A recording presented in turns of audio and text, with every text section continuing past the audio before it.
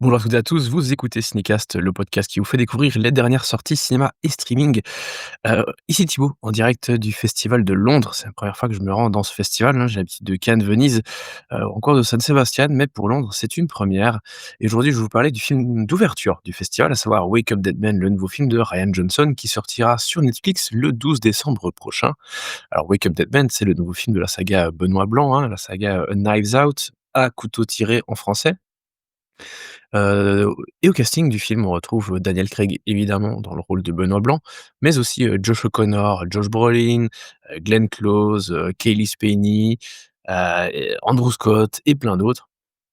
Et le film nous parle du jeune prêtre Judd Duplantis, qui est envoyé pour assister le charismatique et fougueux monseigneur Jefferson Weeks. Judd Duplantis est donc incarné par Josh O'Connor et monseigneur Jefferson Weeks par Josh Brolin.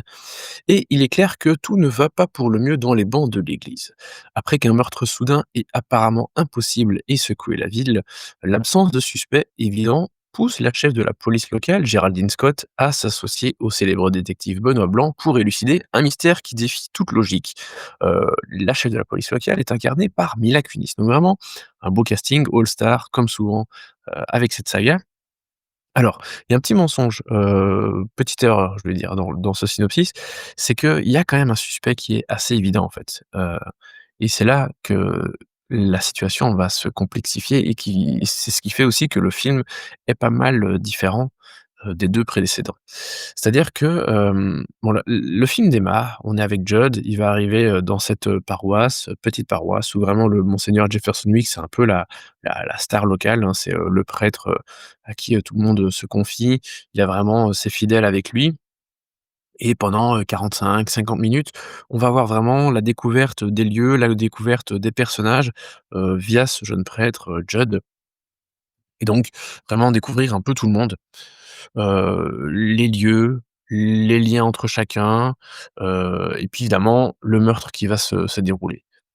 Et puis c'est seulement à partir de ce moment-là que Benoît Blanc va apparaître. Donc un petit peu comme, la plupart en fait des œuvres littéraires et même au cinéma, des enfin les whodunits, hein, les films d'enquête, le détective est rarement en tout cas, à l'origine, majoritairement, il n'est pas là dès le début de l'histoire.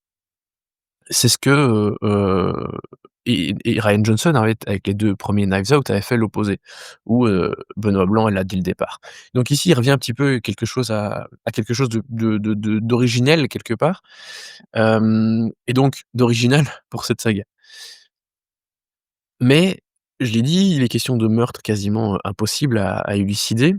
Très vite, Benoît Blanc, une fois qu'il est là, il va, définir quelques options et en éliminer rapidement, la plupart, en fait. Et donc, meurtre impossible. Alors certes, la plupart des enquêtes, le meurtre est forcément un peu complexe, sinon on n'appelle pas un spécialiste comme Benoît Blanc. Mais là, vraiment, c'est un cas qui va lui poser énormément de problèmes parce que, ça va vraiment défier, toute logique. C'est-à-dire que, on a un meurtre qui va avoir lieu en public, et vous inquiétez pas, hein, je vous donne vraiment les 1res, les 1res pistes, hein, mais vraiment pas, je vais pas du tout rentrer dans les détails de l'enquête et cetera. Je vous donne vraiment plutôt le contexte, hein, donc je vais pas rentrer dans les spoilers du tout. Et donc on a ce meurtre qui va avoir lieu, en public dans une église, avec vraiment beaucoup de témoins. Le meurtre a lieu dans un endroit très restreint en plus, donc c'est pas comme s'il y avait beaucoup de possibilités avec des caches, des plein de choses dans des trappes, et ce genre de choses, donc c'est comme si il y avait vraiment, 4 murs et rien dans cette pièce, hein, donc et qui était une petite pièce, donc vraiment une affaire très compliquée. Et le personnage de Benoît Blanc va, en même temps, être confronté à cette réalité qui est difficile à aborder, à assumer pour lui, à savoir, bah, est-ce que je vais vraiment pouvoir élucider cette enquête? Et en même temps, avoir cette position de, bah, je suis Benoît Blanc, je vais vous faire, enfin voici ma grande révélation, et ça c'est une évolution du personnage que j'ai plutôt bien aimé, à savoir, tant le côté, qu'il a, où il éprouve certaines difficultés et en même temps il est hyper, vantard. Genre, «Je suis Benoît Blanc, je me prends pas pour de la merde, je sais très bien qui je suis et ce dont je suis capable», quoi. Et j'en ai d'ailleurs parlé avec, Rian Johnson en interview. D'ailleurs je vous proposerai cette interview, plus proche de la sortie du film, donc d'ici 2 mois, mi-décembre. J'ai également rencontré, Josh Brolin et Glenn Close. Donc voilà, j'aurai quelques chouettes choses à vous partager, le moment venu. Alors, l'enquête en elle-même, du coup, on a ce truc, je vous l'ai dit, c'est un petit peu un mensonge, c'est enfin une erreur, ce synopsis où on dit qu'il y a pas de suspect évident. En fait, tout semble, pointer le prêtre Judd. Et donc je me permets de le dire parce que, l'enjeu est plutôt et c'est ce qui fait que le film est différent par rapport aux autres, c'est qu'en fait, il va plutôt être question limite de démontrer qu'il est pas le coupable, alors que tout montre que c'est lui. Et ça, pareil, pour une enquête de Benoît Blanc, c'est quelque chose d'un peu différent. Et j'aime bien le fait que, voilà, Rian Johnson aille dans une autre direction qu'il n'a pas encore explorée, avec ce personnage et avec sa saga.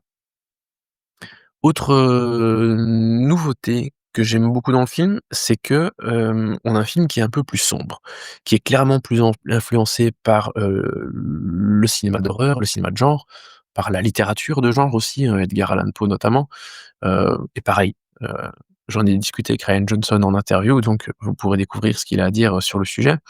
Mais il y a aussi, une certaine noirceur, qui est plus physique. À savoir, notamment tout le travail autour de la photographie, du style de la mise en scène aussi qui reprend les codes du genre.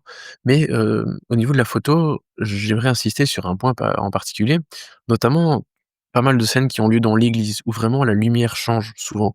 On va avoir des grands éclats de lumière avec des rayons lumineux forts, chauds et puis tout d'un coup, c'est comme si un nuage passait, devant le soleil et que tout d'un coup la luminosité baisse. Ça, c'est quelque chose qu'au cinéma on ne fait pas en général. Quand on a une scène, on a une certaine lumière, une certaine, intensité dans la luminosité et elle va pas bouger pendant la scène. C'est pas réaliste. Bien sûr, dans la réalité, bah, voilà, si, on a des lumières naturelles, il y a un nuage qui passe, il y a ceci, cela, la lumière, l'intensité de la lumière va changer et c'est très flagrant dans un endroit comme une église, évidemment. Et voilà, je trouve ça super que Rian Johnson se soit servi de ça, il l'ait fait dans son film alors que ça ne respecte pas les codes du cinéma. Autre point, évidemment, ce sont les personnages et pour moi, l'un des premiers points positifs, c'est que, bah, en fait, la star pour moi du film, c'est clairement le personnage de Josh O'Connor, à savoir le père, Judd, qui, bah, est clairement celui qui mène la danse pendant les 45-50 premières minutes parce que de toute façon Benoît Blanc est pas là. Et puis après, en fait, il y a vraiment une espèce de duo que les 2 vont former, parce que voilà, Benoît Blanc va essayer, heu, d'innocenter, le père Judd. En même temps, tout semble indiquer que c'est lui le coupable et puis, bah, Benoît Blanc a son enquête à mener, c'est de trouver d'autres pistes, quoi et d'essayer d'expliquer l'inexplicable. Parce que vraiment, quand je vous dis que c'est un meurtre, impossible à élucider, c'est qu'il y a des choses qui font c'est pas classique. Voilà. La disposition des lieux et cetera font que c'est pas tout ne saute pas aux yeux, loin de là. Donc voilà, je trouve que le duo des personnages fonctionne bien, mais que vraiment Josh O'Connor, le père Judd est la vraie star du film, que Josh O'Connor incarne à merveille, et notamment et ça c'est un des derniers points par rapport à la tonalité du film que je voulais aborder, notamment par rapport à l'humour et c'est pas le seul personnage qui amène de l'humour, mais c'est un des personnages principaux qui en amène. Et en fait, le film est très drôle et des 3 et Rian Johnson, vous l'entendrez dans l'interview, trouve que c'est le film des plus drôles et enfin des 3 films, que c'est le plus drôle. Je rejoins tout à fait son avis. J'ai revu les 3 autres films, avant de voir celui-ci et clairement, je pense que c'est celui des 3 devant lesquels j'ai le plus rigolé. Donc c'est assez paradoxal avec cette ambiance de film de genre, de film d'horreur, mais ça fonctionne super bien. Donc voilà pour le personnage du père Judd qui est super, qui mène clairement, la danse et c'est vraiment un super personnage principal. À côté de ça, on a donc, évidemment Benoît Blanc incarné, enfin toujours incarné par Daniel Craig, qui a les évolutions dont je vous ai parlé, qui a ce duo qui est super et qui, enfin voilà, est toujours un personnage assez délicieux à regarder, à observer, à voir comment il fonctionne, comment il réagit. Donc voilà, ça reste un plaisir de voir ce personnage et à côté de ça, on a toute une galerie de second rôles, qui sont plus ou moins importants, c'est selon. Cela dit, il y en a qui sont parfois importants et qu'on voit assez peu, il y en a qu'on voit beaucoup et qui sont peut-être pas si importants que ça dépend. Donc Rian Johnson joue pas mal avec ça pour essayer de brouiller les pistes aussi, donc c'est plutôt habile, mais en même temps, ça m'a un petit peu gêné parfois parce que je trouve qu'il y a certains personnages qui avaient plus de potentiel et qu'on voyait pas assez. Notamment tous les personnages et je fais un gros bloc, comme ça, incarnés par Andrew Scott, Cailee Spaeny, Daryl, McCormack, Kerry Washington, qui sont des chouettes personnages, qui ont plein de potentiel, mais qu'on voit pas tant que ça. Il y a Jeremy Renner qu'on voit un petit peu plus et je trouve que Jeremy Renner fait un super retour.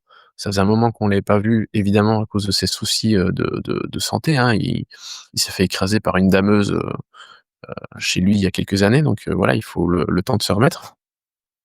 Heu et voilà, je trouve que Jeremy Renner est super. Mais évidemment, je vais, terminer par, Glenn Close et Josh Brolin qui sont aussi assez délicieux à regarder.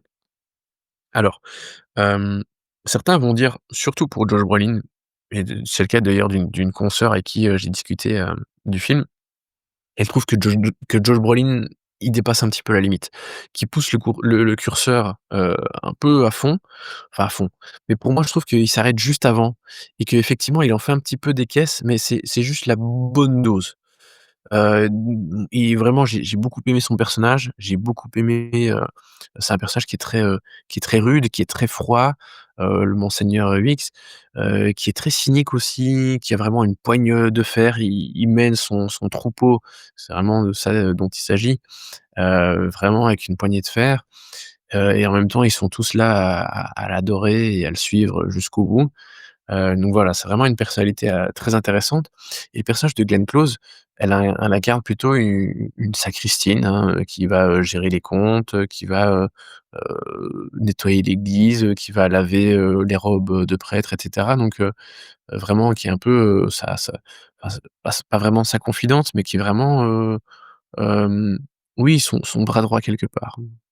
Et donc voilà, un rôle aussi, hyper intéressant et j'ai pris beaucoup de plaisir à voir Glenn Close incarner ce personnage et évoluer dans ce film et puis voilà, j'ai aussi évidemment pris beaucoup de plaisir à discuter avec eux, de leur expérience sur ce film où clairement ils s'en sont donnés à cœur joie.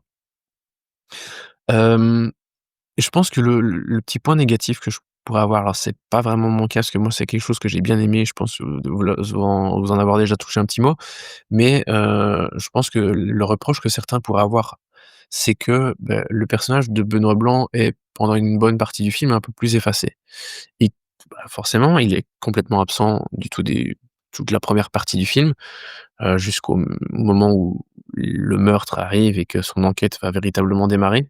Mais même après ça, même s'il forme un duo avec le personnage de Josh O'Connor, je trouve que c'est quand même le personnage de Josh O'Connor qui mène la danse. Donc voilà, Benoît Blanc est un tout petit peu en retrait. Il va être un peu bousculé et donc c'est pas exactement le Benoît Blanc qu'on connaît qui va se retrouver, devant nos yeux et voilà, moi personnellement, c'est quelque chose que j'ai bien aimé d'avoir une dynamique un peu différente par rapport au personnage, et je trouve que par exemple, Josh Connor est plus présent que ne l'était peut-être, alors peut-être pas Ana de Armas, parce qu'Anna de Armas était quand même fort présente, mais que Janelle Monáe, dans Glass Onion par exemple. Je trouve qu'ici le personnage est encore plus important. Hem, donc voilà, moi c'est vraiment un personnage qui m'a énormément plu et clairement Josh O'Connor, bon, il a plus besoin de démontrer que c'est un excellent acteur, on le sait tous, mais ici je trouve qu'il a encore montré quelque chose d'un peu différent, un peu plus drôle et on sent qu'il a dû s'amuser à incarner ce rôle. Donc voilà, Wake Up Dead Man pour moi c'est une bonne surprise, surtout qu'en plus c'est un titre, d'une chanson de U2 d'ailleurs le Josh O'Connor dit les premiers mots de la chanson dans le film. Si vous connaissez pas la chanson, vous le repérez pas, hein. Mais voilà, c'est quelque chose qui en tant que fan de U2, je le dois bien le reconnaître, j'ai plutôt apprécié, surtout que c'est une très, très belle chanson un peu plus méconnue, qui est pas du tout dans les standards, pop, que vous pouvez que vous pouvez connaître par contre. La chanson est sur l'album qui s'appelle Pop. Voilà, c'est la dernière chanson de l'album, elle est très, très belle. Donc je vous la recommande. Mais oui, Wicked Dead Men, bonne surprise pour moi. J'ai revu, je vous l'ai dit, les films avant de voir ce film-ci. Knives Out reste le meilleur. Glass Onion, je l'avais beaucoup aimé à sa sortie, je l'ai revu un petit peu à la baisse, là, il y a quelques jours en le revoyant. Ici, je trouve qu'on se situe entre les 2 a priori, avec pas mal de différences, beaucoup de nouveautés.